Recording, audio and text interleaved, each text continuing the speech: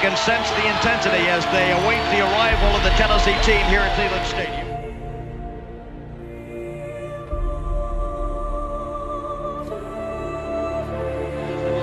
The #1 undefeated Volunteers prepare to race onto the field. Everything is riding on this football game. So there's a special intensity, a special urgency. Here come the Volunteers. Wherever you listen throughout the world, it's football time in Tennessee.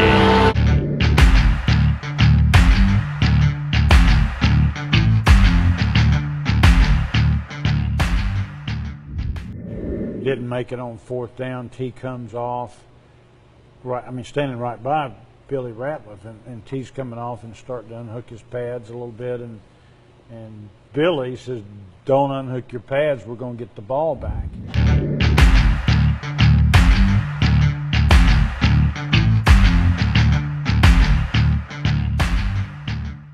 Second down and 11 for Arkansas. 1:47 remaining. One timeout left. Call it 12 to go for the first down. Sterner lost the football! Oh my goodness! He stumbled and fumbled, and Billy Ratliff recovered. We made this play. Billy Ratliff knocked this All-American guard back into the quarterback. He stepped in on his foot. Quarterback probably made a mistake, not just falling on the ball. Billy not only knocked it back, but he got the ball back for us. So, how important was this fumble recovery? Well, it meant the season. You probably didn't know that at the moment, but it absolutely meant the season.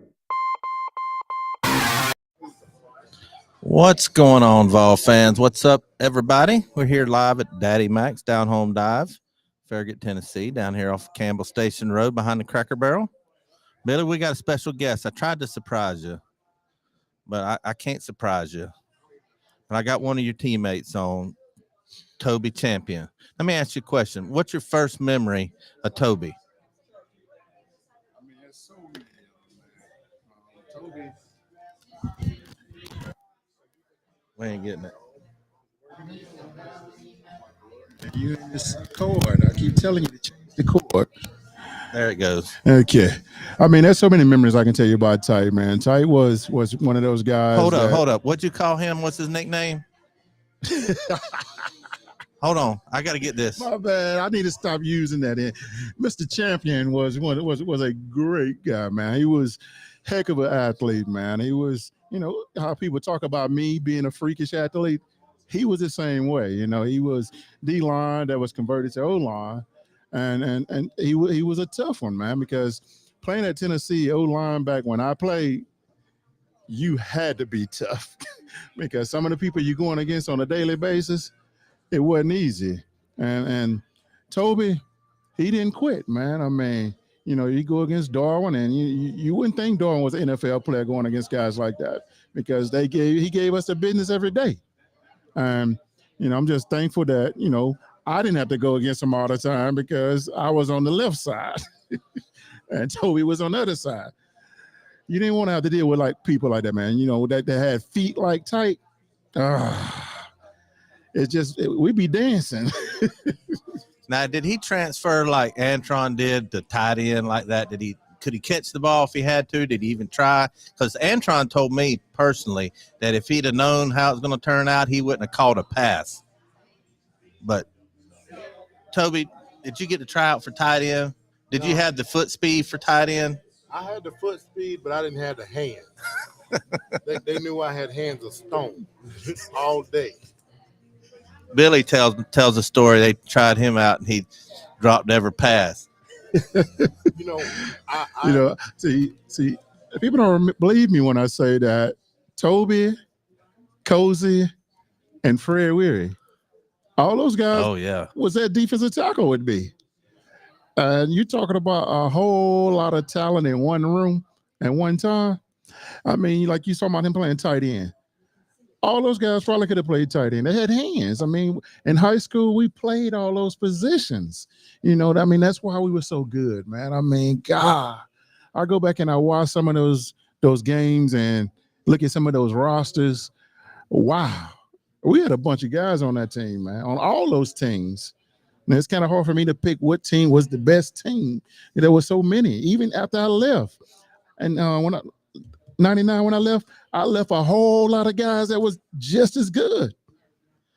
You know, I got to meet Cozy one time and shook his hand out at tap, swallowed my hand up. His hand went all the way up to my elbow. It must be an offensive line thing because Toby's got big hands too.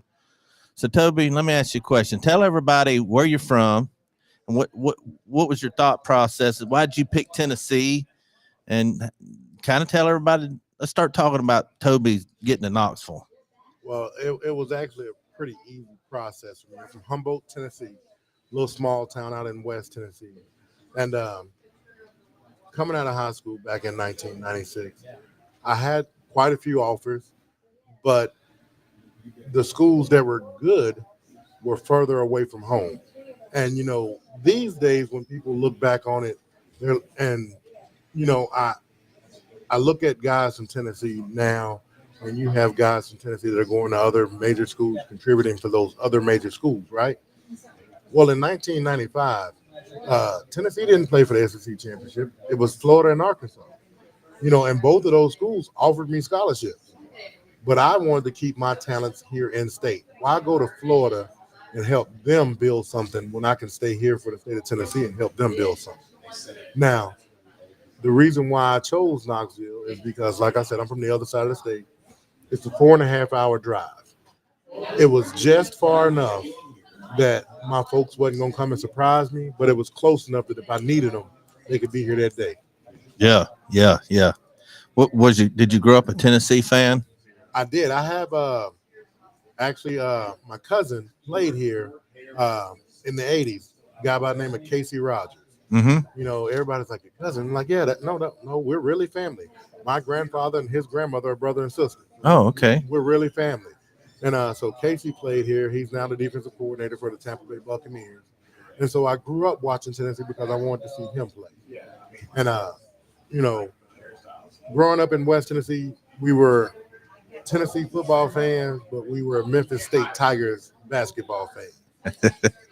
Hey, there's been a lot of great VFLs from the other side of Nashville. You got my favorite, T. Hines. Yes, sir. You got Al Wilson. You got Justin Harrell. There's a lot of them from over there in that region of Tennessee.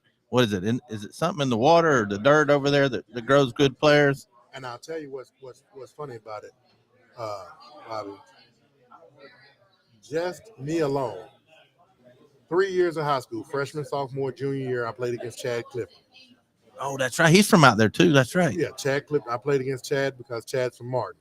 I played against John Finlayson my sophomore, junior, and senior year of high school because John's a year younger than me because he's from Selmer. Tight end. Wasn't he play tight end? Mm-hmm. In the state playoffs, I played against Cedric Wilson, Andre Lott, and Kevin Taylor because they all played on the same team at Melrose down in Memphis. You know, so, and what you say, Tyrone Hines. That was my favorite. When I first become like a diehard fan, man, that neck roll he wore in the back. Tyrone will be the first to tell you. I played against his two younger brothers who, if it were not for the academic standards to get into the University of Tennessee, Dexter and Carlos Hines were better athletes than Tyrone Hines. Really? And playing against them hurt. It hurt bad. Oh, man. So you get to Knoxville, and you're the class of 96, and we're going to ask you what we ask all our Billy's teammates that wasn't in his class, or even that were. Billy swears up and down the class of 95 was lit. It was the class, the number one class in the history of Tennessee football. What do you say? Now you're putting words in everybody's mouth. Well, what did I you never say? told you that. What'd you tell me? I told you this, and I'm going to go back and I said exactly the way I said it because I don't lie. Okay. 94 created the foundation for Tennessee. Yeah, you did say that. 95 created what I call, they developed and made it possible for everybody to know that Tennessee was ready to get this thing started. 96, they just continued it. 97 created what I call every 5-star in America came to Tennessee that that we wanted that was either number 1 or number 2 in the state. And when I say which one of the teams were the best team that was recruited, I say 97. Now, when I talk about my 95 class, I said there's so many pieces of that class that was part of every part of our championships of every winning. We had a lot of guys on that team that you can go back and look at and say, oh my, he did this guy did that, this guy did this guy did, and you can continue with, I'm saying at least 8, 9 of those guys. There's not many classes that you can say that in any class that we ever had at Tennessee. All right, just for the people watching, name off, your class that you remember, Billy. Name off the players. You had Al. You gonna claim Leonard? That's fine. You can claim Leonard. You had Clifton. You had the human hot dog eating machine, Spencer Riley. Who else? Oh, Sean J. Did I tell you I watched a clip of his high school running back? He could move. Yeah, Sean was a monster back then. All of us was, man. Sean played offense, defense, and his best position in high school was running back. Yeah. They toss it to him, Sean, go to the house. Kickoff return, he'd take it to the house.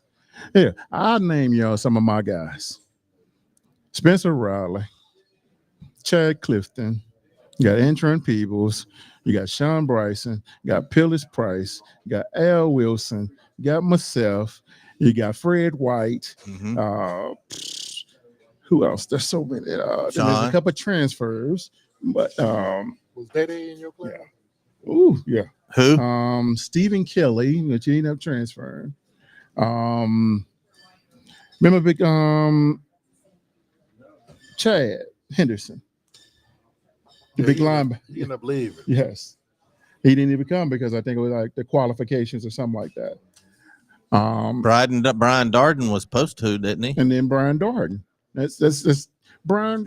I keep telling people about Brian. Brian was way before his time, and his mouth got him where he put at. Because if he could have just played football at Tennessee, who knows what he could have been? He was Alvin Kamara.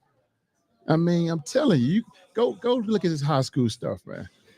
I've seen this man put up 500 yards rushing against, Deshae Townsend, Dwayne Rudd in high school, man. Yeah, he's a good one, man. It's just his mouth, man. Brian was a monster. He was McCoy. He was Shady McCoy before. Yes, Shady McCoy. Booby Miles. Tell me about your class, Toby. Who all was in there, and kind of tell me your relationship with and what you thought about them. Well, see, I had a class of pure athletes.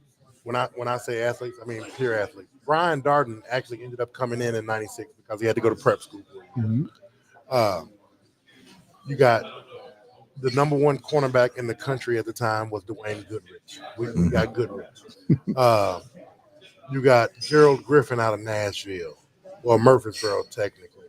You got Corey Terry was the number 2 junior college defensive lineman. I forgot about him. In the country. You had William Buxton, Big Buck Buxton. He came in with us in '96.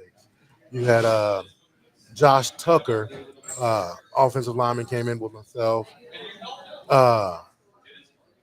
Josh Tucker ended up playing a few years in the NFL.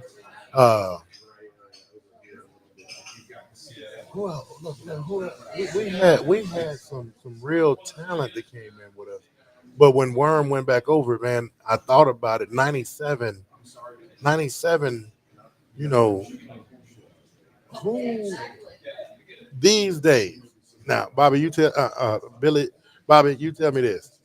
When are you gonna get Jamal Lewis, Travis Henry, Travis Stevens all in one class? And what's so bad about it? Dominic Stevens might have been the best running back out of all of those, but ended up playing linebacker because of a fumble one day in practice. Yes. Yeah, Deuce told me about that fumble, that kind of the last fumble of his running back career. Yeah, I had a good class. I really did. But when Worm said 97, I might have to take a step back on that one. I might have to. Yeah. What was it like when you got to campus and your first summer practice and all that going on? What do you remember about that?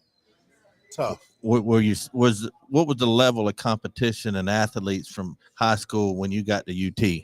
Well, see, the one thing about all the guys that came in back in those days, you had to make somebody All-American team, or they were not going to recruit you. Okay, so most of us at our schools, like me, coming out of high school, 6'3.5", 320 pounds. I ran a 4.85 40. You know, I was the biggest, one of the faster guys of anybody I was going to play. And when I got to Knoxville, I was just one of the guys. You know, don't get me wrong. I still had a little speed on most. When I came in, I was a defensive line, and I did not have any speed on them. But getting there, man, and everybody you look, every lineman is at least 6'3", 6'2". Everybody's 272, except for Worm. Worm always been a small guy, but he was fast and quick and strong. But we didn't have the weight program that they had at Tennessee, and so it was when I got to Knoxville, it was eye opening as far as how much work it was really going to take for us to be the team that we wanted to be in, and for me to actually get on the field. Every guest we've had on here that's been a teammate of Billy's, when we bring up Stuckey's name, they talk about he was crazy. Was he crazy? John Stuckey was the best strength coach that any of us could have had at the time. John Stuckey would get fired today from being a strength coach because of the stuff that John Stuckey would say to us that none of us took personally, because for every player, John Stuckey knew how to push your button to get the best out of you. Didn't matter who you was. John Stuckey studied you. He knew what it was going to take to get you, to motivate you to be the best that you could be. Mm-hmm. Man, I've heard Billy tell some stories about after practice, you'd think it was all over with. He'd be waiting around the corner and sneak up on you and stuff. Oh, TV arms. You got to get your TV arms. And it's Get Better Thursdays. And, oh, man. You said extra curls for the extra curl. He had a saying for everything, and there was shoulders like boulders. Oh man, and then he'd get the towel and lay you down on the bench and do your neck, and he's like, "Come on, get your neck strong." Then nobody want Stuckey to get your neck. Nah, but he gonna have you right. Yeah. But anytime you know it was neck day, you didn't want Coach Stuckey to do it. You want to get that machine and do your neck that day. Coach Stuckey, and stretching on game day, oh man, he would have you look like a pretzel. But you be good and stretched. It's gonna hurt, but it's gonna feel good when you get it done. All right, before we continue on, let me go in there and make some shout outs. We got some over here on Facebook, YouTube, Twitter. Matt7397 says good afternoon. David Newcomb, Daniel Berry. David said he played at Union City, so we played Humboldt every year. They were always tough. El Nino's back in. I haven't seen El Nino in a while. Oreo's in here. What's up? Matt Dumit, El Nino said he was at the 98 Arkansas game. Remember saying to my mom that they can always fumble, and then it happened, and the rest was history. Yep, that's for sure. All right, I ask all you. This is really your first time being on the show. What do you remember about the Arkansas game, Toby? I remember it being a tough game. It was a real tough game, and we came into Arkansas week just knowing that we was about to go get them the business. We had a good week of preparation. We needed that Arkansas game, honestly, to let us know that we still had work to do. But man, I remember being on the sideline for our next to last offensive drive, and the look in T.I.'s when he was walking off the field, and the look in Trav's eyes, T-Hen, look in his eyes, man. They were looking like we should have had this.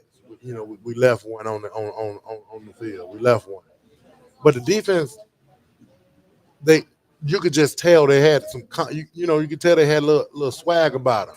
I'm not going to, Coach Fulmer was probably closer and heard what everybody said. I wasn't that close, so I didn't hear what everybody said coming off the field. But you could tell the confidence in them guys when they were getting ready to take the field. You could feel it. Yeah. I got in 1998. Before that season started, people wasn't really expecting a whole lot out of our team. They were expecting us to be decent because of the era that we were in, but they weren't expecting national championship because we lost so many guys to the NFL the year before. When you lose Peyton Manning, you're not thinking national championship the next year after Peyton Manning leaves. And but our defense, they would not let us lose. Yeah. Well, I had T. Martin tell me right to my face that Billy did tell him not to take his helmet off, and I've heard Fulmer say it, but I believe it. But T told me that at the athletic department. I asked him. Well, and see, that's the thing that like I said, they had that confidence. So I truly believe that when they were coming on the field, I truly believe Worm felt in his heart, hey, we about to go get this ball. What do you think the difference is between the Tennessee teams of today or the last year or two compared to our teams in the 90s? Give me a couple of things that are different. A couple of things that are different. Well, and I'm not saying this in a bad way, okay? Offensive line play is totally different now than it was when I was in school. They're not asked to really just push a lot of people off the ball. They're asked to get in the way a lot and create holes so the running back can pick which hole to run through. They do a lot more zone running than they do power running. And another big difference is overall team speed. Mm-hmm. The way they recruit. So, okay. This is something I'm going to tell you something a lot of people don't know. Al Wilson's from Jackson, Tennessee. Mm-hmm. My hometown is about 8 miles from Jackson. In high school, did you know Al Wilson was a running back? Al Wilson started off as a quarterback and a safety. Nuh-uh. I knew he came here as a safety, but as a quarterback? Al Wilson was an option quarterback and a safety until he broke his thumb. He broke his thumb, then he moved to running back, him and Wesley Barlow. I mean, dang, I didn't know that. Mm-hmm. Did you know that, Billy? Mm-hmm. So the way they recruit, Raynock Thompson was a safety in high school. The way they recruited back in those days, they took big safeties, big corners, made them safeties. Big safeties made them linebackers. Big linebackers, you became big defensive ends. Big defensive ends, you became defensive tackles. Yes. Big defensive tackles, you became offensive linemen. So therefore, everybody overall had team speed. We had very few. Chad Clifton and Jarvis Reed are the only two offensive linemen who came here as offensive linemen during the era that I played in. Big Scoob. Everybody else, Spencer Riley spent a year playing defensive tackle. Really? Spencer Riley spent his freshman. I knew Jason Witten came in as a DN, didn't he? Yes, Witt came in as a DN. So that's how that's how we had great overall team speed, because they would take people that were big. You might have been a half step slow to be a safety, but you 2 steps fast to be a linebacker. Wow. I knew we had a lot of position switches, and I'm sure that's pretty normal because you get bigger when you get here.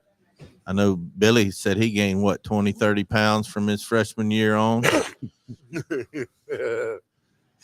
how they get you. Give you the speech and tell you one of the best 11, and then you be number 12 behind Leonard Little. I would have thought that we were faster now than back in the 90s. Because typically you think of the game as faster now than in the 90s. So you saying we were faster in the 90s than now? It's more overall just team speed, yes, by far. But here's the thing. What they do now that makes the game appear faster is they have way more technology. So we had to study, film. When we studying film, we weren't watching the all 22. No. We're watching game tape, cut-ups of game tapes and stuff like that. Now they have better ways of studying, so you know where you need to be and when you need to be there, so you can get there half a step faster. Who was your position coach when you was in college? Well, I had 3. Okay. I had 3. So Rodney Garner. Rodney Garner is considered one of the best defensive line coaches in America. But in 1996, Rodney Garner was the tight ends and tackles coach. Okay. For the University of Tennessee. Mark Bradley was the guy who recruited me, who was the centers and guards coach. After Mark Bradley, I had Mike Barry. Coach Barry. Okay. Well, dang, I remember Garner was a tight ends coach. I didn't know he coached tight ends and tackles. Yes, sir. Back in those days, the offensive line was broken into 2 sections: tight ends, tackles, and that's something that we had options to do back then.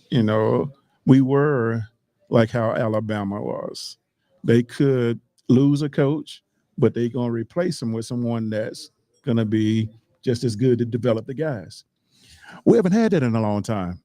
It's been a long time that we can say that we got coaches that are developing, and when I try to tell people about developing, developing is totally different from teaching, because I didn't get taught a lot of things based off what coaches showed me.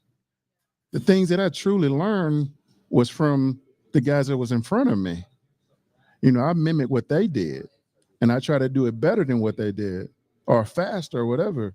And that's the part that these kids haven't had in a long time, is having somebody in front of them to be able to watch and mimic them to see that how it's supposed to be done. And that's what Alabama have, that what Georgia have. They don't rebuild, they reload. And that's what we did back then. Toby had a lot of guys that was in front of him that he got better every year. Every year. He didn't drop in nothing. He got better every year. His body looked better every year. It was a development thing where coaches taught us things that we didn't know, how to step a certain type of way to get to the next level. But when I figured out and I saw how Duffner was getting the backfield, how Big Burton was doing all these things. And when I figured out how to do those things, I was just trying to do it faster. And once I figured it out, it became so easy. And then plus, I didn't really have to practice, so I was always fresh. Yeah, I heard a lot of stories about you riding the bike all the time. And that's why they didn't really like me when it came to pass rush time, Lover's Lane, because I was fresh legs. Lover's Lane.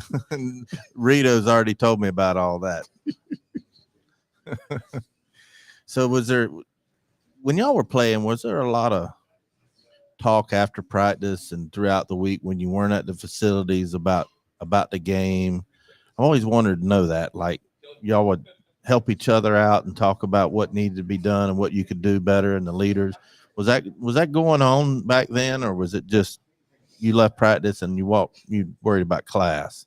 Was there anybody that was your homie that helped you, Toby? Okay, it's going to sound real bad, but Jonathan Brown, a defensive end, Johnny Blaze, what we called him, Jonathan Brown, really taught me a lot about how to be an offensive lineman. Johnny would watch me in practice, and when practice was over, and we it's like anything else. You got groups of guys that hang together. You know what I'm saying? And when we would hang together, Johnny would talk to me and tell me how to be a better offensive lineman because of what he seen me do in practice. And Johnny would be like, "Hey, look, I see what you got." He's like, "You still got too much defensive lineman in you." He said, "What does that mean?" I was too aggressive. Okay. Believe it or not, offensive line play, especially pass blocking in offensive line play, is a hard thing to learn to do because you have to learn how to be patient. Because you get defensive linemen who want to dance and do all that stuff, and you want to attack them. And then sometimes there's a time and a place to attack, but most of the time, if you just realize as long as they stand in front of you dancing, they can't get to the quarterback. Let them dance. Johnny sat me down and we talked about that type of stuff. Reggie Cobb, Mm-hmm. When I was in school, Reggie Cobb had finished playing in the NFL. He came back to get his degree. Reggie Cobb took it upon himself to talk to me a lot because Reggie played with Casey here at UT. So Reggie took it upon himself to talk to me and help me become a better player. You know, Ball for Life is a relatively new concept because it's only been around for 8-10 years, maybe 15 at the most. Mm-hmm. But back in 1998, we still had balls for lives. We had, guys in the NFL coming back, sharing the love, sharing wealth, sharing knowledge to help current players be the best versions of themselves that they could be. Yeah. I heard, I don't know if it was Billy that told me this or JC, but you almost have to schedule an appointment as a former player to go down there and see the team during the week. I think if you're a former player, you should be able to go down there anytime you want and stand on the sidelines and practice and help. That's my opinion. Well, and here's the thing. Josh Heupel has done a tremendous job of that. Good. I work my job is 2 blocks from the stadium. If I call over there the day ahead of time and let them know I'm coming, I've never been told no. Never. I call the day ahead of time and say, hey, I'm coming to watch practice in the morning. That's the thing. Now, they practice early mornings these days. Hey, I'm going to come watch practice today. I've never been told no. Hey, you're welcome. Come on in. Josh Heupel has done a good job of bringing the family atmosphere back to not only current players, but former players as well. Well, that's good to hear. So, have you got to meet Coach Heupel and talk to him at all at any lengths? The very first year Heupel was here, because of what I do for a living, we went over, the sheriff and I, we went over and we sat down and we talked with him. And it was the very first day that guys could come in for workouts. And the sheriff was just going to, it was a scheduled meeting. The sheriff was expecting to be like 5-10 minutes because he knew Heupel was busy because this is the first day guys coming in to work out and all that type of stuff. We spent about 2 hours talking to Coach Heupel. And every time the sheriff would tell him, hey, I know you're busy, Coach Heupel would be like, don't worry about it. I'm here with y'all right now. Since that occasion, I have had at least 5 different occasions where I run into him out or I see him places, and it never fails that he stops, comes over, hey, Toby, how you doing? I'm like, man, you got 100 players, but yet you still remember my name? That's awesome. You got. I know he has to have 1,000,001 things going on. Yeah, I bet. But he still, I was an offensive lineman that didn't start until my senior year. I played, but I didn't start until my senior year.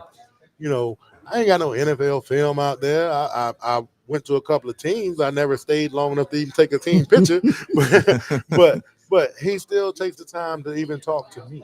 So I'm like, okay, I see the type of culture. I see the type of guy that he is. So I can tell what type of program he's trying to run. And these coaches are busy, Toby. Billy took me over there a couple years ago, went in there. I was shocked. They had all these different meetings going. We went in Jay Graham's office. He had this, what do you call that, a white erase board with all these recruit names and dates. They were always going, and we got to be in a couple of those meetings. But I was shocked that there was so much stuff going on. They had offensive meetings and a defensive meeting, and then after that, they had the team coaches meeting. This is before the season started, but I bet you they're always going, especially with recruiting. That's the one thing I saw about Jay Graham's office is, all these recruits and where they are and who he's in charge of getting and stuff. Because all the coaches are in charge of recruiting.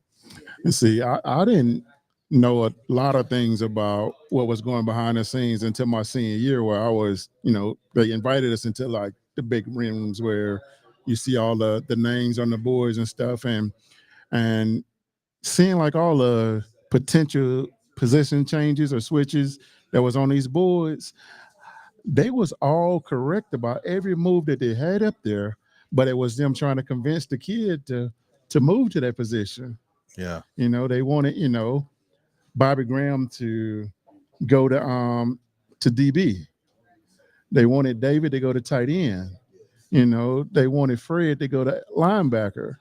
You know, these guys didn't want to make those position moves because they didn't think that was the right move for them, because coming out of high school, what they were.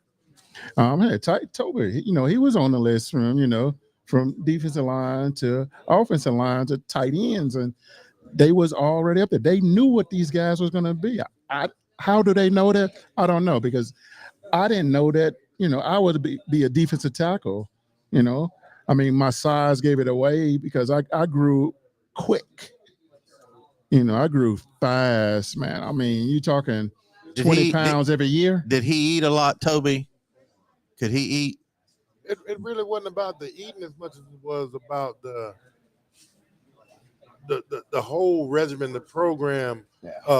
They knew what they wanted your body to be, and you were going to be that. You know, and don't get me wrong. Back in those days, we could do a few different things at the training table than what they can do now. I don't know. They might be able to do more now, but you know, yeah, you ate good. You ate real good, and the foods that they would feed you that was high in protein. Like if you were a guy they need to build muscle, they need to gain weight. You were gonna get steak and potatoes every day. You know, as much steak and potatoes as you want. They know how to make you want to eat it. Mm-hmm. You know, but if you were a guy that they need to lose some weight, you still gonna eat good. But instead of getting steak and potatoes, you probably gonna get some shrimp. You know, and you're like, I don't want to eat shrimp every day, so I'll take this salad today. Mm-hmm.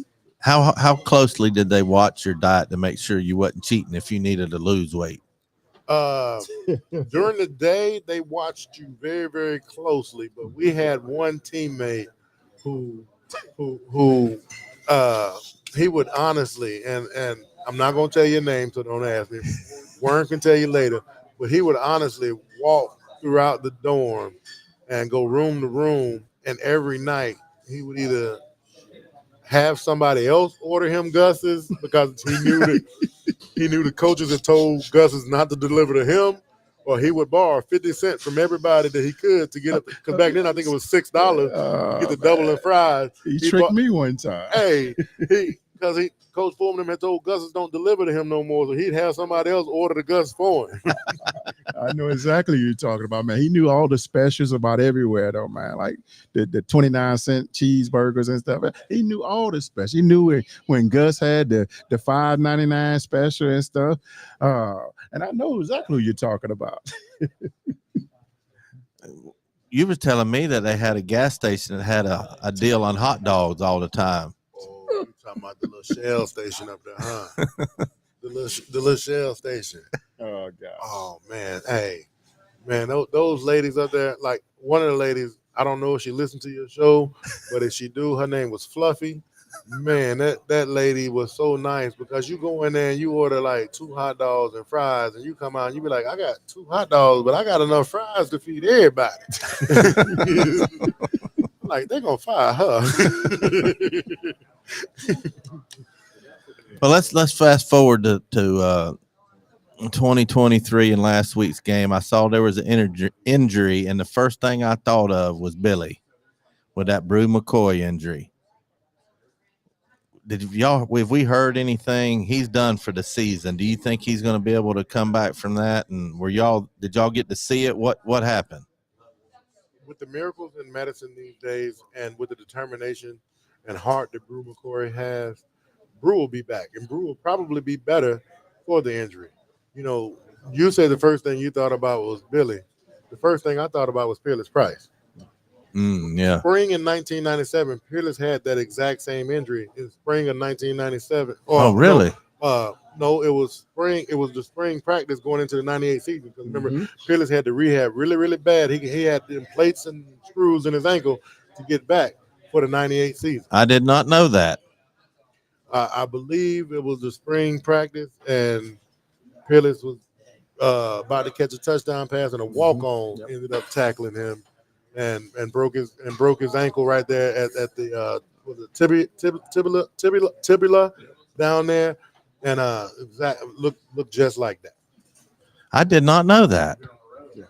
And he was able to come back in time for the season? Yes. Yeah. Now he had. Wow. And if you go back and watch the 1998 season, you start watching the early games, you notice Peerless was nowhere near as effective in the early part of the season as he did later on in the season as his health improved. Well, I do know a couple years ago, Billy and I was watching a game, Cowboys, and Dak had a bad injury. And I said, he's done. And you said, no, he ain't. And he come back and he's playing, he's balling out. So I hope it's not the end, but I've heard some things where they're speculating, but I think he's got the heart. He's one of my favorite players in a long time because he's got heart. He goes and gets whatever ball you want, goes across the middle. I just always like Brew. Billy says I like him because he's got a cool first name. No, I like him because he's good. I actually had the same injury that Pillis had. The only difference is I had nerve damage. Okay. And that's why mine wasn't as easy. And then plus a bigger guy with that same injury, it's harder to come back with that much weight. Do you think he's going to be able to come back? I think he'll be. Does it look bad? With the technology they have right now, Bobby. Yeah. Injuries, like the surgeries are totally different now. Like I've seen, like a ACL, it's, 4, 5, 6 months now. Yeah. Compared to, a whole year. Because there's so much difference with the technology. I mean, they've studied everything, they've tried everything, and they try to make it as painless and simple with these procedures now. Now, with Brewhead, I mean, that's a tough injury, but when they didn't tell me they have no nerve damage, I think he got a chance to come back. It's just when you start dealing with those nerves, that's when you have issues. Well, I see Big Vol Daddy wants to know who our guest is. It's Toby Champion, and I believe his family just walked in. We're at Daddy Mac's Down Home Dive, Farragut, Tennessee. Come out and see us. And let's get back to that injury. Did you have any significant injuries, Toby? I know everybody gets hurt. Here, I want him to explain something to a lot of people because I think you had some similar situation with the Mays kid that has going on right now. Mm-hmm. And people don't understand how serious it really is. And Toby, I mean, this man played with these injuries, practiced with these injuries. And I mean, I'm talking about, I don't know how he did it. I don't. Here's the thing. I don't know that the team has ever specifically said what his injury was. Similar to what the first thing you went through. Yeah. Well, I know exactly what his injury was because I know Cooper a little bit. And the pain that he was having to go through every time. What people don't understand is that's a 300-pound guy, and Cooper's probably more like 285, 290. But 300-pound guys that are benching, 400 or 500 pounds of running into you, and you're trying to – that's force on force every single play. A running back probably would have came back a little faster from that. A wide receiver definitely would have came back. A quarterback might not even been down too long from that. But when you're dealing with a big guy that's going to be in the trenches every single play, you have to grunt and strain. That's not an easy injury to come back from. Wow. So I knew Cooper was struggling, was wondering when he was going to come back. Tell me about the experience. Y'all had a big, huge anniversary for the national championship game. Man, I was seeing everybody in town. I just knew, Billy. I said, JC's going to be walking in the door and give me a big old hug any minute, because the game was over. I said, okay, he didn't come before the game. He's going to catch up with me after the game so he can spend some time. He still ain't showed up. Man, we're gonna have to text Jeff and tell him he got to do better. He got to do better. He can't come to town and not at least stop by and say hello. He did this to me last time. It was really good to see, a lot of the old teammates. I mean, really, really, some guys you ain't seen in 25 years.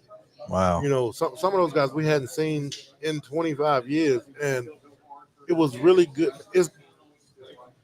It was just like yesterday, though. That's the thing, man. You see a guy, it's just like, man, I seen you yesterday, because you pick right up where you left off. Everybody starts, after the pleasantries, how's your family, that type of thing. Then it's right back to, everybody feels like a kid again. You laughing and you joking, you're telling lies. It is what it is. That's the best part about hanging out with Billy's teammates is hearing all the stories, especially if Deuce is telling them, because Deuce can tell a story. Man. Hey, Deuce always spice it up. Yeah. JC the same way. Yeah. And I always told them JC should have been an attorney. Yeah. The great debater. And Reggie Coleman is a doggone lawyer. I never saw that one coming in. Reggie, he passed the bar. Yeah. That's amazing. How did Coach Fulmer look? Because I know he had a health scare earlier in the year. I seen he was there. Coach was there. I actually got a chance to sit down with Coach and talk to him for a little bit. Coach looked good. Looked like he done dropped a little weight. His health is improving. At least that's what he told me. Because I'll tell you exactly what I told him. I said, Coach, you're going to have to take care of yourself because I can't be reading newspaper articles about my coach going to the hospital having surgeries and stuff. Yeah. And he let me know that, everything's improving. He's taking care of himself. Well, that's good. We had Coach on the show one time, and he was telling us about he's always helping out with the offensive linemen and talking them up. What was that like? We hated every minute of it. Really? I'll tell you. Okay, so Spencer Riley told me he got mad at it. Here's why he was mad. He said Coach makes $1 million or $2 million a year, and he was always bumming Copenhagen off of Spencer Riley, who couldn't make $2. Hey, look, and Coach Fulmer will take the biggest dips you ever seen, so he gonna get half your can in one dip. And he always came to the offensive line meeting every day. He was in the offensive line meeting room. He never went to the quarterback meeting room. He'd go in there, but he'd leave because he don't know how to play quarterback. But he knew how to play offensive line, and we were still running the same system that we did when he was, the OC back in the day. So he knew exactly where every offensive lineman was supposed to be on every play, and he made sure you knew that he knew you were supposed to be there. It was, the one thing I learned from him, I coached 2 years of college football after I got done playing.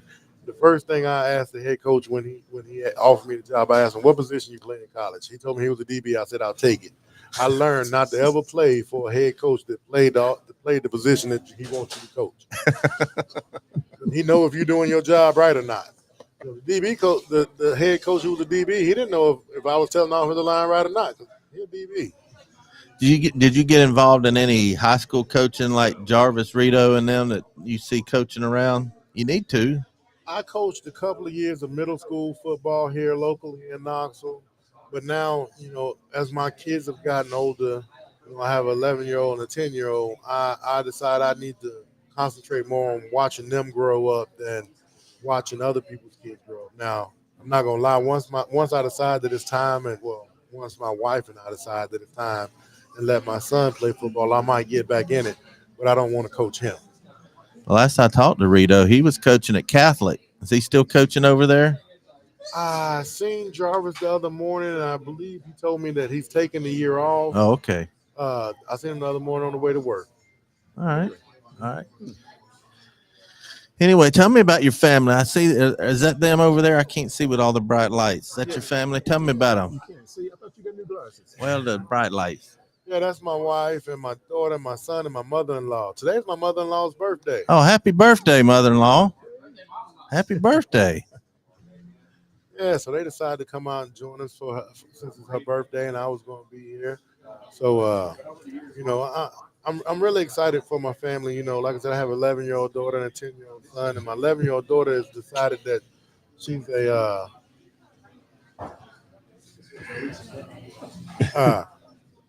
you see what he said. My 11-year-old daughter decides she wants to be a softball player and a basketball player. So she's actually pretty decent at softball. I ain't gonna never tell her that though. I'm always pushing her to be better. And my son plays baseball and soccer right now, and he thinks he's the hot stuff at baseball, but it's still a lot of improvement need to be done. Is he right-handed or left-handed? He's a righty. Okay, if he's left-handed, I'd say make him a pitcher because they make lots of money. You get a left-handed pitcher. You know what? His coach tried to make him a pitcher because he throws hard. He does. He throws a heavy ball. He has no interest in pitching whatsoever. None. If he's smart, the quarterback of the defense is the catcher. Nobody likes playing catcher. He could probably do that and make good money. Well, our head coach's son plays catcher. My son plays first base. That's a good position. plays Can he first- hit? And that's one thing he can do. Oh, good. He can hit. Both of them have pretty good hand-eye coordination. They must have got that from their mama. They must have got that from their mama. And both of them hit pretty well. All right, but before we go, what did y'all see? What did y'all think about the game Saturday? There was no passing touchdowns all game, if I remember right. It was all rushing touchdowns, and a pick six. I saw number 5 had a pick six. What did y'all think about it? My honest opinion is, I never knew that Cooper Mays made that much of a difference. I knew that he was an important piece of our offensive line, but the offensive line play Saturday really, really impressed me. And when Cooper gets into game shape, Cooper's in good shape. Yeah. But there's a difference between game shape and going out running a mile. When Cooper gets, because I was watching specifically Cooper on a lot of, into the second quarter, you look over at Ollie and he's breathing, but you look at Cooper and Cooper's breathing heavy. You look at Minson, he's breathing. You look at Cooper, but Cooper kept going. He kept fighting. He fought through it. And once he gets in the game shape in another week or two, our offensive line going to be something to reckon with. Well, I think we need this week off. It came at a perfect time, I think, because we're getting ready for the meat of the season. We got A&M, Alabama, Missouri, Kentucky, Georgia. Isn't Georgia the next to last game of the season? I think I read. I've never seen us play them that late. They got moved. They got moved to the back half of the schedule where they should have been there a long time ago. Oh gosh, it keeps the season interesting. Oh yeah. It keeps us. In the years past, the season's been the schedule's been front loaded. So by the end of the schedule, you knew you were gonna win those last 2 or 3 games. So, it was just like what we're gonna do early. And what Coach Woolman used to tell us is they remember what you do in November, because we had to go and put half 100 on everybody to stay relevant because we were playing, Vandy and Kentucky, teams that we were supposed to beat. That's how I'm gonna put it. Yeah. We were playing teams we were supposed to beat, so we had to go hang a half 100 on them every week so we could stay relevant in the poll. Well, now all this team has to do, I went down to Gainesville, so I was just as disappointed as everybody else when we didn't show up the way I feel like we should have showed up. We have a better team than the Florida Gators. But right now, every goal that was set for us at the beginning of the season is still on the table.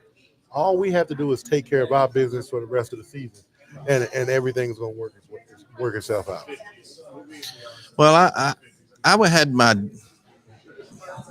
let me I know we've talked a lot privately, so we know each other, but you don't know everything about me. I'm going to give you a little bit of information, Toby. My first game was 1979 against the number 5 Notre Dame Fighting Irish at Neyland. Jimmy Streeter was the quarterback. That was my first real, I was 10 years old. I was like, that was first taste of real football. I've seen it before, but I wasn't capture where I'd sit down and watch it, So I've seen a lot of football, a lot of Tennessee football, and I've seen the movies before. I know how they end. And I said, Billy gets on to me all the time. I said, the most Tennessee thing for us to do is go out here and lose this game. I just had a feeling that, man, we can win and we can win big. But I felt like Rattler, I thought he was a good quarterback. We got to him. We finally showed up on defense. Man, that defensive performance was good. Number 5 showed out, the one that tried to tackle that guy in the Florida game with his shoulder. Yeah, that's the worst tackling I've ever seen in Tennessee history. Yeah. Now here, I'm gonna go ahead and give you my opinion of the defense, and I'm real critical when it comes to my defense because I watch them. We did a great job. The only part that I say we still need to work on is tackling. Yeah. We still got to tackle. We're still doing that same thing. It's like I don't know they don't practice reaching out and grab someone. That's still a tackle. What did they do when you played for tackling? Did y'all have a see, dummy? Tackling or was different when we played, man. Like we could knock people out back then. That's true. We truly, I hit a nerve, Toby. we truly could knock people out. And they tried to. Like right now, day. they call anything that looks like a hard hit targeting. Yeah. You know, the targeting that they're calling, they shouldn't be calling it targeting. They should be calling it spearing, which is the rule. If they use the crown on the head, it should be called spearing. I have yet to hear them call it what it originally was, spearing. They're calling it targeting. That's something that we have always been taught to do, is hit our target. So now we have to adjust as defensive players to figure out how to hit this guy. Now, if we hit the guy low, take his knee out, we dirty. We can't win for winning. We're going to lose regardless. But let's get back to Tennessee. Defensive ends did a heck of a job. LBs did a great job. DBs played great. Our defensive tackles still need to wake up and play some football, man. Because that's where we're losing the battles is interior. And that's where we got to be better at to compete in the SEC. If you don't have defensive tackles and backup defensive tackles in this league, you're not going to be successful. You're going to be on the field a long time. And defensive players, we don't like being on the field a long time as defensive linemen. We don't. Like I'd rather have 8 linebackers with 30 tackles a year than have 3 linebackers with 160 tackles a year. Yeah. Yeah.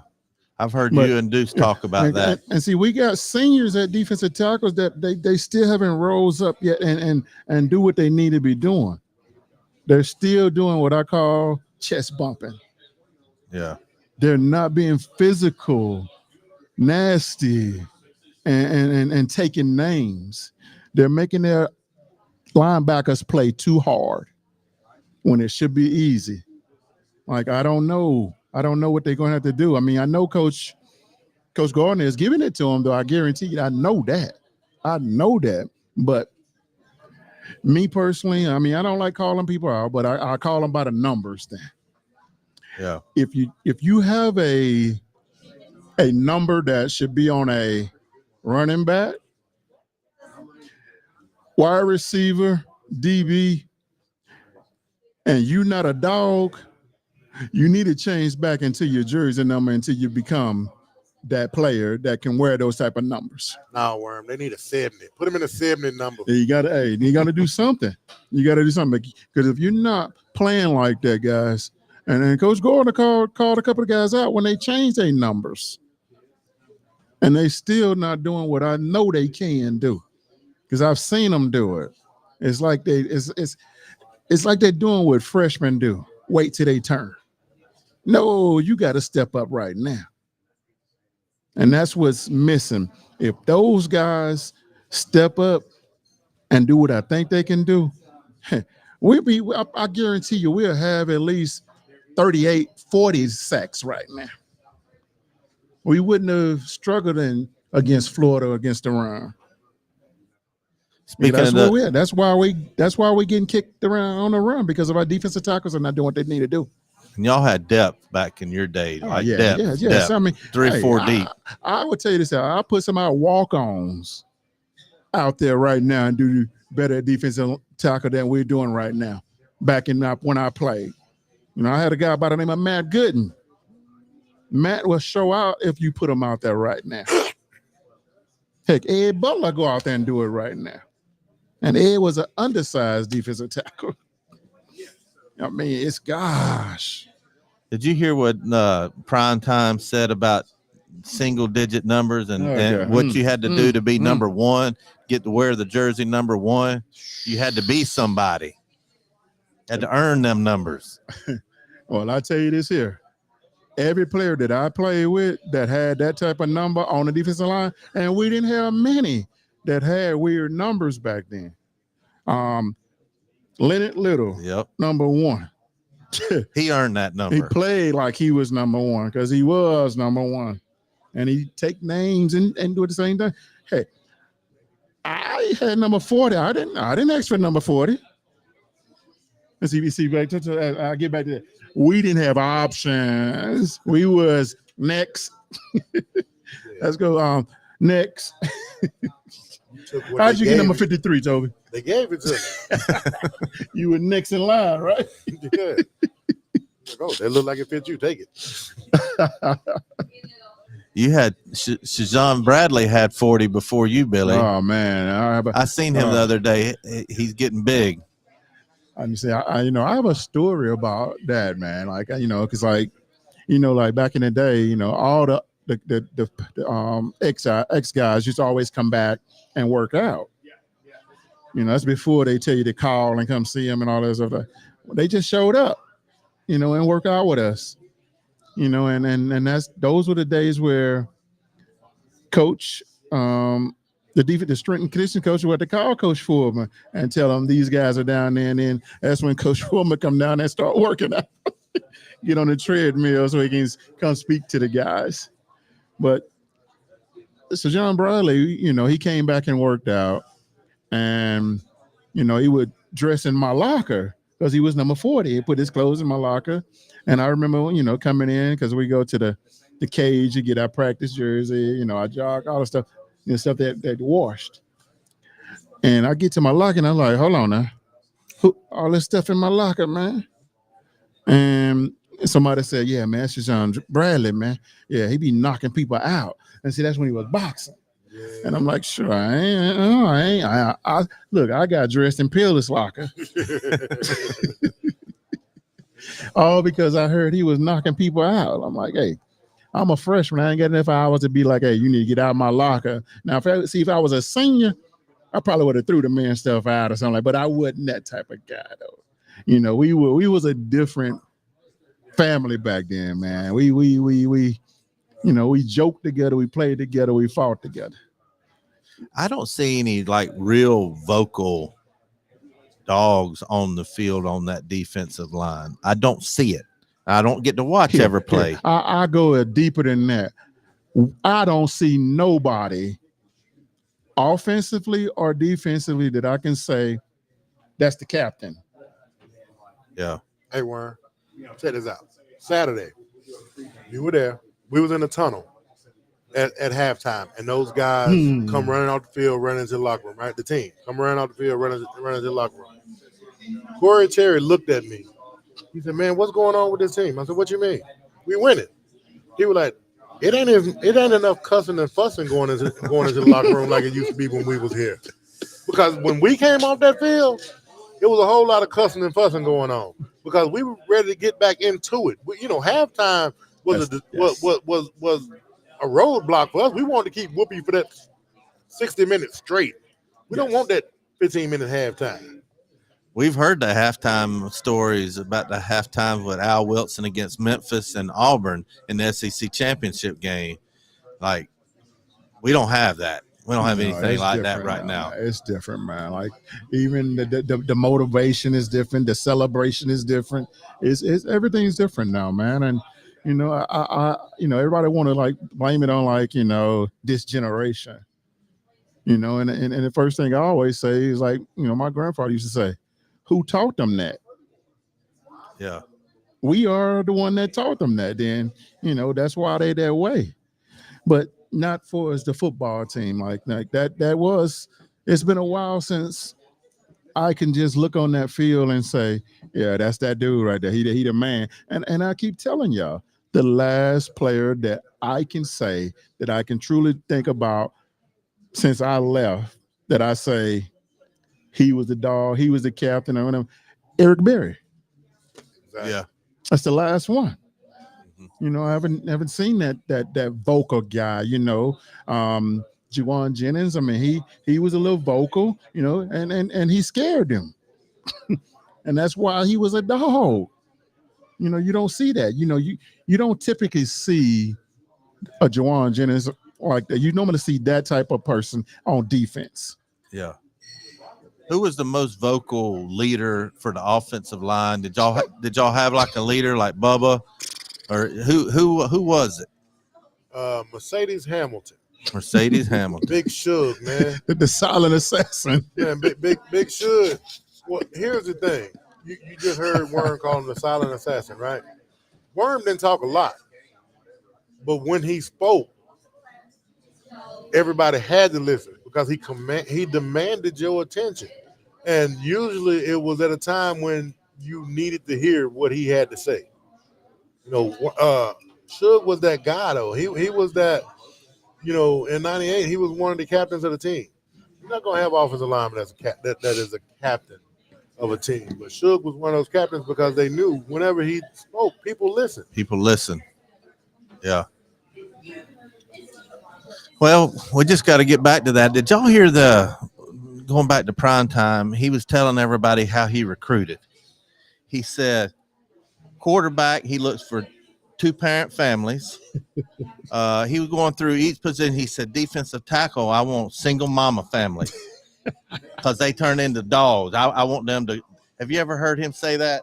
I've actually heard he was spot on some of those, but it's just different now, man. It's totally different now. I've heard so many stories by different coaches all over, hearing like some stories from Coach Cutcliffe when he was at Ole Miss. And he was telling me about a kid that he recruited from my high school, Trey Stallings. And I remember I knew Trey Stallings' family.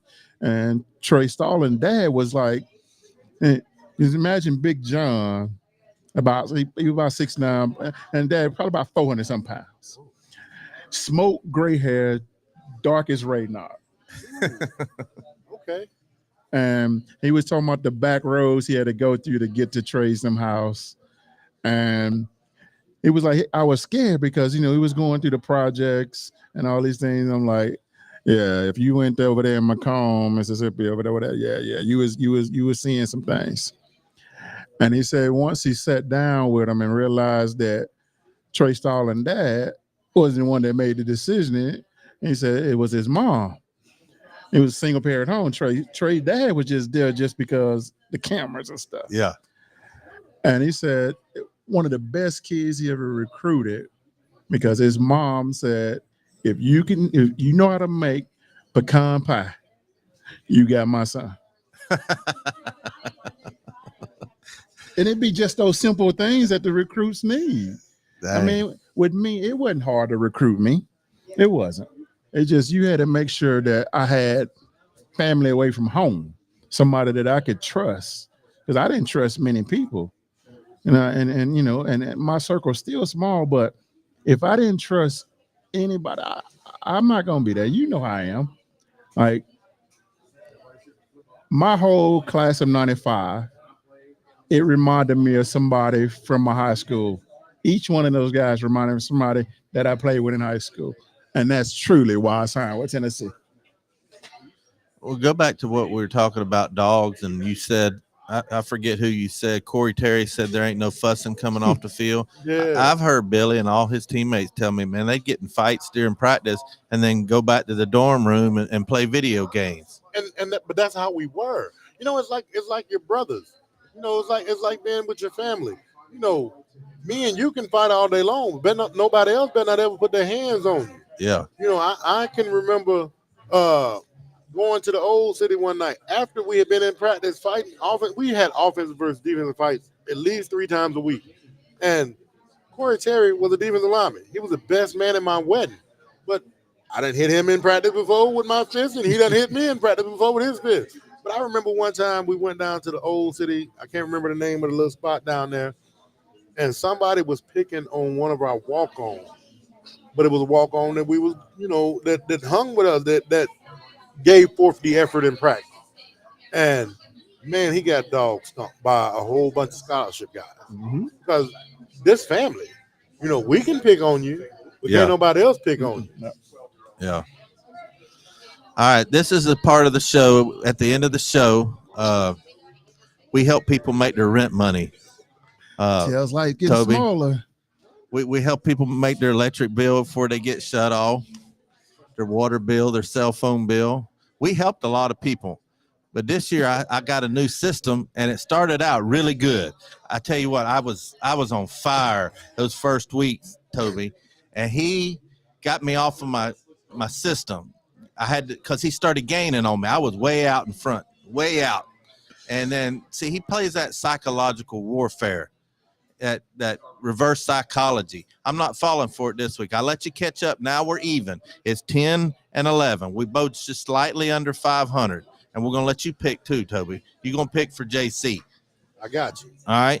So we're going to go off the first game. We got OU and Texas at Texas. Texas is 6.5 points. Since you're the guest, we're picking according to the spread. Okay. All right. So give it to me. What you think, Toby? I'm gonna take Texas minus 6.5. All right. Billy? I'm taking whatever you don't take. So if you taking Texas, I'm taking Texas. Oklahoma. See, he goes opposite of me. See, that's his reverse psychology on me. That's what he does every week. And so I try to play a little bit with that and try to have a little, I don't know, throw him off a little bit, and it never works. Catfish beat Billy in basketball. That's right. Okie Brave remembers that show where I beat you in basketball. You're not supposed to beat your elder now. You got to let them win sometime. I beat him fair and square. Fair and square. I got receipts, Toby. So you got OU. All right.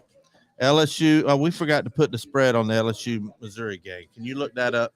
Let's see. I think it was pretty close. How you doing, Harold Denton? The last two generations since 1980 have become soft. LSU 6.5.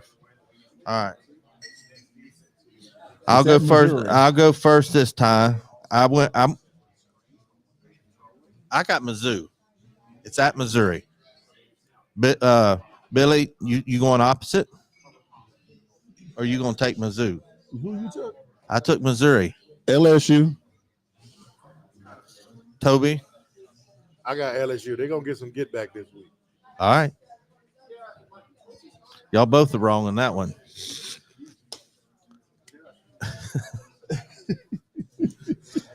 Bama. You said we got to make people rent money now. I know. As long as we go against you, they got a chance. All right, let me ask you a question. I don't want to. We're running a little long, but let me ask you a question. Statistically, by math, do you agree it's just as hard to go 0-7 on a 7-game parlay than 7-0? It is. Okay. I went 0-7 one time, Toby. And I should have they should give you something for losing all 7 on a parlay. They should give you like $100 or something. I gave you a participation trophy that day. I had to make sure you had something. I didn't want to leave you hanging that day. All right, Bama. This is a game I can't figure out. Bama by 1.5 at ATM, Texas A&M. I don't know about that one. A&M, didn't they just beat somebody this week? Who'd they play? Arkansas. Mm-hmm. Did they beat Arkansas? I'm pretty sure they did. I think they did. Milroe got benched, and then he came back, and I think he's playing decent. I think Saban used that bench as an attention getter, and it worked. I don't know. You don't know. Come on now. You. This is I want to go with Texas A&M so bad, but I'm gonna have to play. I got to get back on my system. See, I had a system start the season, and I'm going with my gut reaction. See, that's just it. It's as simple as that. My system is my first gut reaction, and I get to thinking about it, and then I change my mind 3 or 4 times. So I'm going. My first gut reaction was Bama, so I'm going with Bama. Okay. So you gonna take A&M? Who did you say? I took Bama. Texas A&M. All right, Toby. I'm going with the upset, man. Put me A&M money line. I'm going Bama. All right. They can't stop Milroe. Yeah. Here, I'm gonna tell you why I'm gonna take A&M. Jimbo got to have a game where he get a good win, because save his job. I think if he lose this game, I got a feeling they're going to buy that contract out. And it's a big buyout. I just read. And plus, you pick Bama. I just read that, a lot of Florida coaches are ready to get rid of Billy Napier. And I saw an article. They're already writing articles about his buyout. His buyout is $37 million. They got a lot of oil money over there. They can buy that. Golly. All right. Colorado at Arizona State. Colorado favored by 4. Toby, you go first this time. Colorado big. I'm going with Colorado. You got to go Colorado. There ain't no way you taking Arizona. I'm going to take Colorado, man. Yeah, that would be done. I got to go with them just because I know this is not a team that they truly call a big team they're playing. I think they got to get back on track now. This is, they got to get some of these recruits now. They got to keep these guys happy, and they got to let them know the alumni know that they are still serious and prime time can still win. Yeah. All right, here's another one that I had to think about for a minute because the spread is 15 points. They got playing at Georgia, Kentucky. Kentucky had a big win over Florida, which we're coming to realize Florida ain't got a squad that we thought they had. And that game is in Georgia, right? Yeah, but Kentucky run the ball good. Who's that running back they got? They got really good running back. Kentucky does. Let's see. Davis or something. I don't remember his name. Another thing I was thinking about, I saw a stat where Carson Beck has more passing yards, more touchdowns, higher completion rate, and less interceptions than what's his name from last year at this point in the season. Stetson Bennett? Mm-hmm. Really? Just barely, but they're comparable. That shocked me. I'm going to take Kentucky right here to cover the spread, man. To be honest with you, I mean, watching all of the SEC collectively right now, they're the only team that is actually playing as a team. I haven't seen too many flaws from them yet. They're protecting the ball. They're scoring points. They're slowing people down. They're doing everything that you want from a football team. They got a lot of upperclassmen. And when you have seniors on a team like that that's playing together well, you got opportunity, man. You got opportunity. And these guys are buying into what coach is feeding them. And this is truly what, the kid last we were talking about their Super Bowl. Yeah. This is their Super Bowl this weekend. This is a game that if they can win this game, you're talking about being put on the map. Yeah. Now, I don't think they would win, but I think they'll compete. Now you're making me no, I'm going with my first gut reaction. I'm going to take Georgia. I think that Georgia's going to beat them by 30. What do you think, Toby? I agree with Worm. Kentucky's going to cover. Georgia's going to win the game. Yeah. But Kentucky's going to cover. All right, last game before we get off of here. We had to do 6. Vandy at Florida, minus 18.5. I'm going to go ahead and just tell you Florida's going to cover that by 1 million because I think if Billy Napier is any kind of coach, he'll have them ready. So I'm going to go with Florida.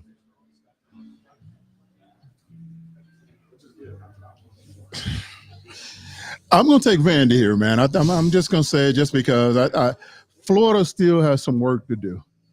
Okay. I told everybody that Kentucky was going to expose Florida. And what I'm saying is Florida can easily overlook this game and, they can get put in their place. And I'm not saying they're going to score 100 points because they got to wake up because they just lost. Yeah. But I kind of think it's going to be an overlooked game and, they'll win by, 2 touchdowns, 17 points and they won't cover the spread. All right, Toby, what you got? 18.5 points. That's a lot of points. Yeah, I know. And earlier I was thinking that I was going to take Florida. But then I remembered something. Vanderbilt has an offense. Vanderbilt offense is actually pretty good. It's their defense that can't stop nobody. So I'm going to take Vandy to cover. Florida to win, but Vandy to cover. All right. See, the thing is, like, people don't understand this, Toby. And I just want to try to tell them about football. Football is X's and O's. You know, it's about winning your battle one-on-one. And who wants it the most? So a lot of people just automatically think because it's the name is winning these games. It's because it's Alabama. They got all these 5 stars. It's not about that, man. I'm telling you. You know, I wish I could have played against some of these Alabama teams, these Georgia teams back in the day that had all these 5 stars and underestimating me because I was a 2-3 star. I'm telling you, I would have been in their chest so bad where they would have wished they didn't tell us there was 5 stars. It's just, you got to understand that they put on their past the same way. They got cliques. The same cliques. They got the same body parts that we have. It's who wants it the most on that day, who win the most battles. And that's what it all comes down to. It ain't about 5 stars. Yes, you may have some guys that are more athletic gifted. You know, you don't have that many Travis Hunters out there. Yeah. It's rare to have a kid like that. But, that's a big loss for them. Anybody can win any given day. I'm not saying that you're gonna get a Division 3 team come and beat Alabama. I'm saying that, you know, you got, you know, the Missouris can compete with the Alabamas. All these guys, they can compete. You know, and when you start thinking about saying, can't nobody beat Georgia, can't nobody beat Alabama. Oh, yes, they can. Yeah. Just not likely. Y'all didn't have star rating. They didn't have that when y'all were coming in. Red, white, and blue chips. Yes. Yep. Billy told me that y'all were getting like the #1 player in every state, and that if they had star systems, like Jarvis Rito would have been a 5-star and stuff like that. Jarvis Rito was the #1 offensive lineman in America coming out of high school. Yeah.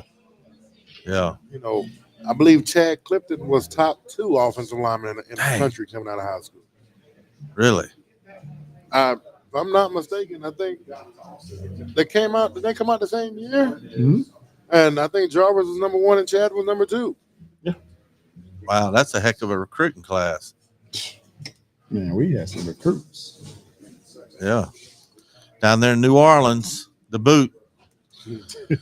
Well, we're going to get on out of here, man. You need to do this more often, Toby. You need to do this more often. Come down here. It's a standing invitation. Just come on down and we'll talk. Because you're a lot smarter than Billy. I need some intelligence on this show. I definitely wouldn't say that I'm a lot smarter than Billy. Well, you agree with me more. That's why I say that. Okay, now that I do. I do agree with you more. Hey, Tyke, he just being nice. When we turn that in that stream out, he gonna like, hey, I'm gonna tell you about yourself now. I got Shannon Buchanan over there. Chris on Facebook. Okie Brave says he still remembers the ghost in the ping pong room. Remember that video? I did that. I just realized he's not on the show right now because they got smashed out. Where's Crying Ryan? Oh, he ain't showing up. Nope. You notice he didn't show up. I've been waiting for him. I thought, man, you're going to be a man. You're going to show up and take your lumps because you talked all kinds of mess before the game. I called it, man. I called it. I said they'd get smashed, and I said Tennessee would beat South Carolina by 21. Yeah. He's a wuss. All right, we're going to go out of here with some Rocky Top. Thanks for tuning in. Go Vols. We're going to get on out of here with some Rocky Top.